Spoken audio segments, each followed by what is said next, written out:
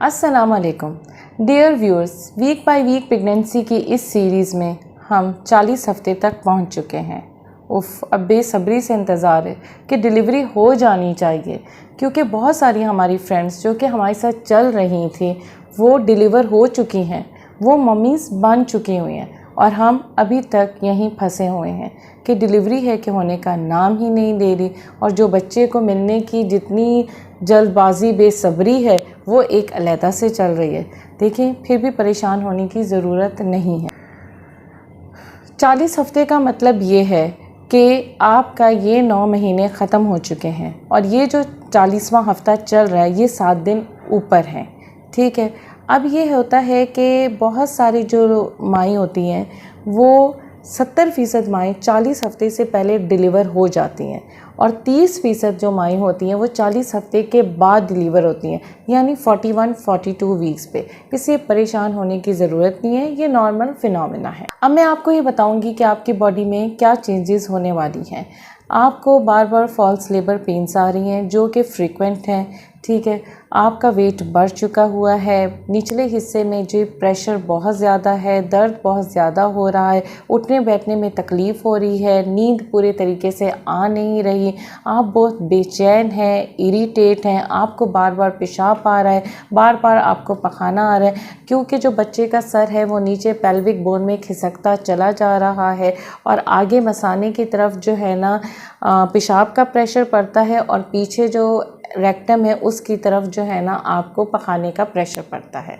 39 weeks की video में आपने ये देखा कि हम लोगों ने ये बात कर ली थी कि लेबर प्रोसेस क्या होता है, यानी किस तरीके से जब एक्चुअल लेबर पेन्स लगती हैं तो बच्चेदानी का मुंह किस तरीके से खुलना शुरू होता है और वो कब तक 10 सेंटीमीटर तक जाता है। 10 सेंटीमीटर का मतलब है फुली डायलेटेड, और इस दौरान बच्चा किस तरीके से इंगेज्ड होकर पेल्विक बोन के अंदर बच्चेदानी की मुंह तक पहुंचता है। अब इस वीक में हम ये जानेंगे कि जी जब 10 सेंटीमीटर हो चुका है, फुली डायलेटेड सर्विक्स हो चुकी है, अब क्या होगा। जब 10 सेंटीमीटर हो चुका है, फुली डायलेटेड सर्विक्स हो चुकी है, अब जो है ना ऊपर से पुश हो रहा है, अर्ज ज़्यादा महसूस हो रही है, बच्चे का जो सर है वो बिल्कुल ज़ीरो स्टेशन पे आ चुका हुआ है, जहाँ पे हमें बच्चे के बाल महसूस होना शुरू हो गए हैं। ये सेकंड स्टेज ऑफ लेबर है और यहीं पे ही क्राउनिंग होती है।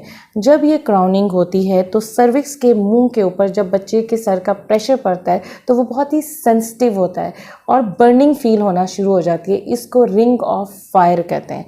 मुसलसल प्रेशर पड़ने की वजह से ये थोड़ी देर के बाद ये सेंसेशन ख़त्म हो जाती है, यानी ये कि कुदरती तौर पे एक एनेस्थीसिया हो जाता है।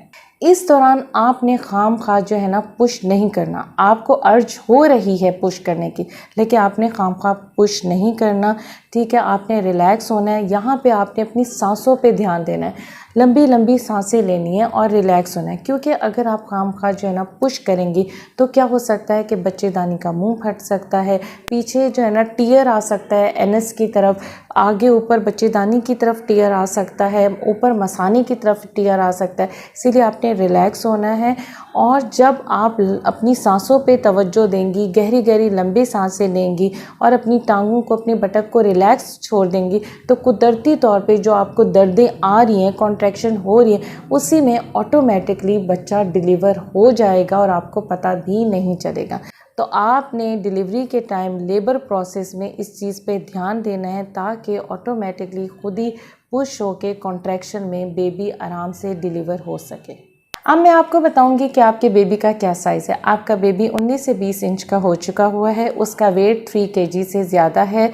ठीक है, उसकी जो बोन्स हैं वो जो है ना काफ़ी सख्त हो चुकी है, सख्त होना शुरू हो गई है, यानी मैच्योर हो रही है। और जो स्कल बोन है, जिसको हम सर की बोन्स कहते हैं, ये अभी लचकीली है, लचकदार, क्योंकि इसने पेल्विक बोन से गुजरना होता है और जब ये बच्चेदानी की माँ की बच्चेदानी से गुजरती हैं तो ये आपस में ओवरलैप हो जाती हैं, इसीलिए इन्हें लचकदार होना ज़रूरी है। जो बच्चे का सर है उसके 2 फ्रंटाइल होते हैं, यानी ये वाला सॉफ्ट हिस्सा और ये पीछे सॉफ्ट हिस्सा, इसको एंटीरियर फ्रंटाइले कहते हैं और जो पोस्टीरियर पीछे होता है वो पोस्टीरियर फ्रंटाइले होता है।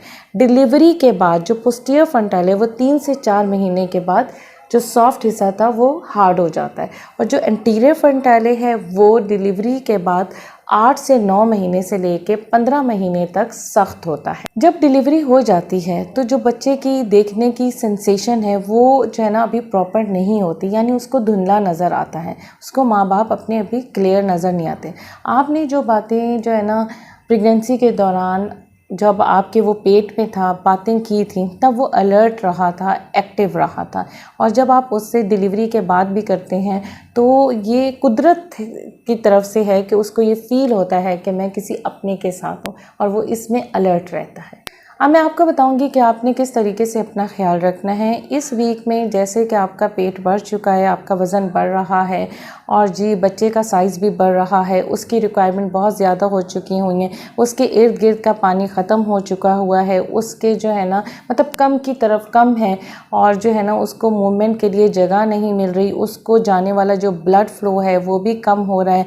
आपकी बच्चे की बार बार फीटल मॉनिटरिंग हो रही है, बार बार आपको विज़िट पे बुलाया जा रहा है, और आपकी बेबी की सीटीजी हो रही है। इसी दौरान हो सकता है कि डॉक्टर आपसे ये कहे कि ज़रा बायोफिज़िकल प्रोफाइल तो करवाएं। बायोफिज़िकल प्रोफाइल जो है ना ये अल्ट्रासाउंड के ज़रिए होता है और ये 30 मिनट का टेस्ट होता है।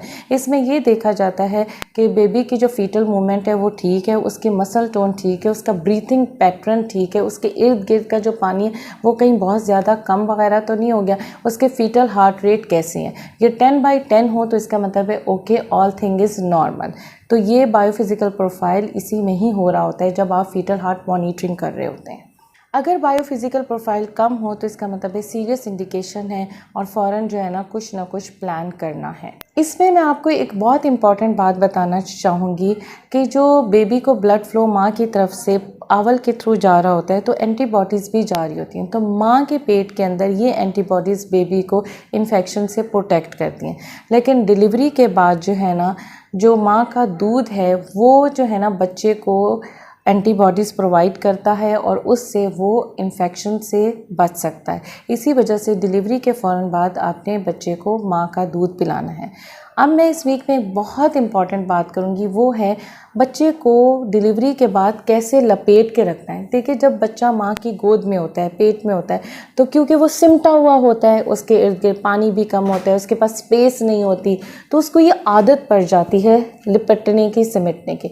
इसीलिए डिलीवरी के बाद जब बच्चा पैदा हो तो आपको चाहिए कि उसको जो है ना लपेट के रखें, किसी भी कपड़े के साथ प्रॉपर तरीके से ले। जब वो लिपट जाता है तो वो पुरसकून हो जाता है और वार्म भी रहता है और उसे एक प्रोटेक्शन महसूस होती है कि मैं जैसे महफूज हूँ। क्योंकि बाज़ टाइम ऐसा होता है कि अगर आप छुड़ा दीजिए तो बच्चे इनवॉलेंट्री मूवमेंट करते हैं, तो इस तरीके से लिपटने की वजह से उनकी ये इनवॉलेंट्री मूवमेंट भी रुक जाती हैं और ये है कि वो आराम से मज़े से नींद भी अपनी पूरी कर सकता है। अब मैं इस वीक में बात करूँगी कि टू बी डैडी ने क्या करना है। टू बी डैडी बहुत परेशान है, बहुत घबराए हुए हैं कि देखें इतने वीक्स हो गए हैं और अभी तक ये है कि डिलीवरी है कि होने का नाम ही नहीं ले।